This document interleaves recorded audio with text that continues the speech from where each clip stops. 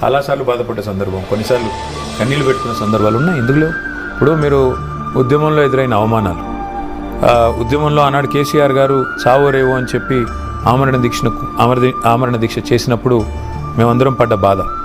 ఒక police officer ఆ రోజు వచ్చి, ఒక ఐపీఎస్ ఆఫీసర్ ఇంటెలిజెన్స్లో ఉన్నారు ఆ రోజు ఆంధ్రప్రదేశ్ గవర్నమెంట్లో, మమ్మల్ని పక్కకు తీసుకెళ్ళి కేసీఆర్ గారు నిమ్స్లో ఉంటే ఆయన రేపు చచ్చిపోతారు, రేపు పిలిచి పక్క తీసుకెళ్ళి బ్రెయిన్ డెడ్ అయిపోతారు ఈరోజు రాత్రి, రేపు చచ్చిపోతారు ఆయన, ఎవడు పట్టించుకోవట్లేదు ఢిల్లీలో, మీరు అనవసరంగా మీ నాన్నగారిని కోల్పోతారు, ఈ ప్రజలు కానీ వీళ్ళందరూ కానీ వాళ్ళు 2 రోజులు బాధపడతారేమో, తర్వాత ఎవడు పట్టించుకోడు, బాధపడేది మీరు అని బెదిరించినప్పుడు ఏడ్చిన రోజులు ఉన్నాయి. అట్లా ఎన్నో సందర్భాలు.